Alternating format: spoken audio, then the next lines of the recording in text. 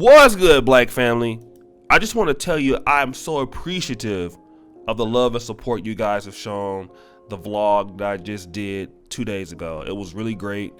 I really thank you so much. I had no idea that this is what you wanted to see, so it gives me more ammunition to go out and do so. And I left out a few things on the last vlog, and I want to highlight Celeste B's comment here. She goes, "Thanks for the insight. How are you getting around? Do you factor transportation into your budget?" Now, I apologize. I left transportation out, and then I left out the difference between the unfurnished and the furnished apartment. So I would love for you to forgive me for maybe not giving you a lot of clarity on some things. But before we get into transportation, let's talk about furnished apartments versus unfurnished apartments, family. Now, where I live, and we're gonna play some B-roll footage of what my place looks like with the, with the furniture in there. I pay right now $810 for a furnished apartment, meaning that when I come here, it's furnished. So that's why when I come to Uganda, I can come in. There's desks, there's beds, there's a refrigerator. There's everything that you need. It's plug and chug, right? Now, what was a cost of $1,000 to stay here in Bukoto, but because of the COVID-19, it is now $810, or around $800 a month. So it's a 20% discount. All right. Now, for those people who are saying, "Well, this is USA prices and all of that," it's actually not, because here I want to show you what unfurnished properties look like, and here. If you see this one, and this is just photos, right? If you have unfurnished apartments, let's say a 2-bedroom, and this one we're looking at right now is in Tenda, okay? This is $261 a month. Now, I would say that if you look on the inside here, it looks just as good as my place, right? Maybe even better, all right?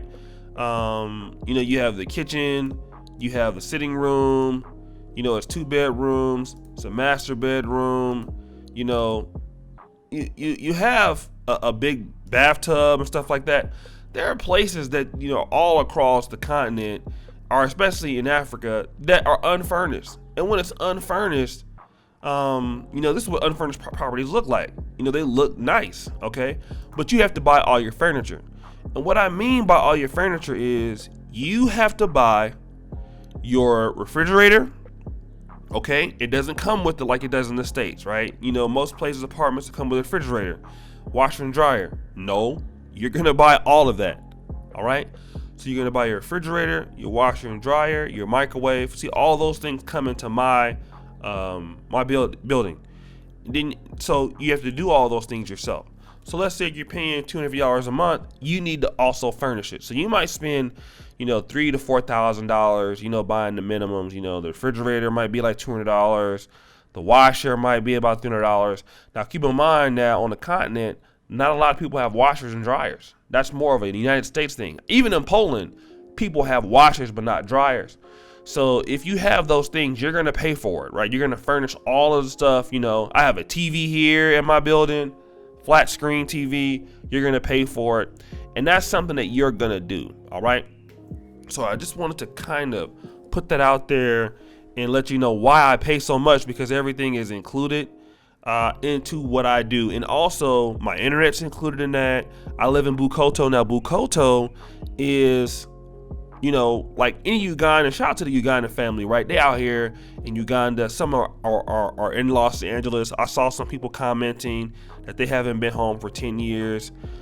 Everybody will tell you Bukoto is one of the more upscale places. You have some better places like Kololo, Muyanga, Bugalobi, but Tenda is pretty good. Bukoto is, a lot of people that have wealth, that have businesses live in Bukoto. So I'm also paying for where I live. Where I live is somewhat exclusive. It's, especially in the part that I live in, it's a nice area. So Bukoto can be very expensive, right? Nakuru, can be very pricey, stuff like that. So let me kind of go from there to transportation, family. So transportation, and I'm gonna give you guys some screenshots. There's three different ways you can get around. The one way you can get around is walking, right? Which I will say I do a lot in Europe and on the continent. I do my share of fair walking. I think that's going to be a really good experience for you. A lot of places you can walk down the street. You can enjoy the weather and everything like that. Being out in Africa walking around is fun. I can tell you that much. It's always cracking on the street. But if you need to go to further distances, what you're gonna be doing is taking a Uber car. If you buy your car, right, which I wouldn't recommend, because you can do that. You can take Uber, buy a car, which I also wouldn't recommend usually. Are you taking the Boda or the motorcycle? Now there are a few companies that deal with the motorcycle transport. One is Safe Boda, all right, and that's where you rearrange a fee. You tell the person where you are by app, just like Uber. You have Uber, who also picks up by motorcycle also, which is much cheaper. And I'm gonna just show you a screenshot of like what the price is. So here, as you see right now, I'm trying to go from my apartment to the Acacia Mall. If I use a Boda to do that, that's about 2,000 Ugandan shillings, okay? So 2,000 Ugandan shillings is a little bit more than like 53 cents, okay? I can pay by card, I can pay by cash. Now, any Ugandan will tell you that most of these people who do, Safe Boda or Uber Boda, they're gonna want you to pay cash. If you don't pay cash, they'll probably cancel the trip, all right? They'll say like, do you have cash? And the reason what they're gonna say is they don't get the money. I think they're not telling the truth, because nobody works for free. But they're gonna prefer cash. So if you can do cash trips, that's good. Here's also a tip: have change. If you have let's say if you take an Uber car, right? Now the Uber car to Acacia is 3 times the amount, and you're gonna be there 3 times the longest in traffic. It's gonna be more of a distance. So if you're on a Uber car, as you can see right here, it's 6,000 shillings. That's a little bit about $1.60. Well, let's say, for example, you have a 10,000 shilling note. Well, when you get to the place and it's time to pay, and you ask the guy, like, yo, do you have change? Dude's gonna be like, nah, I don't have change. And a lot of times he's gonna do that so you can just give him 10,000 and be like, oh, okay, well, it's all good, right? So always ask a person before you get into the car, do they have change? All right. And then if they don't have change, then, I will say this: if I have money on my mobile money, I'll say, listen, I don't have change, but I'll send the money to you on mobile money to your number.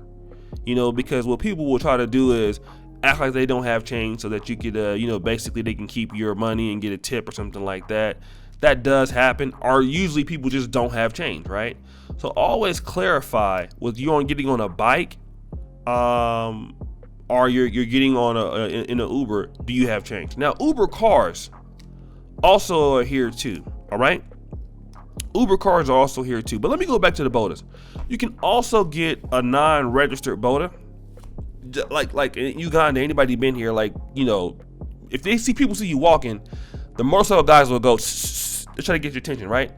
And then you can negotiate the price with somebody, because sometimes it takes a long time for a Boda to come on Uber. It could be busy, and so a guy might be like, you might be like, well, how much, And usually the guy is always going to charge higher than what the Uber app is going to charge.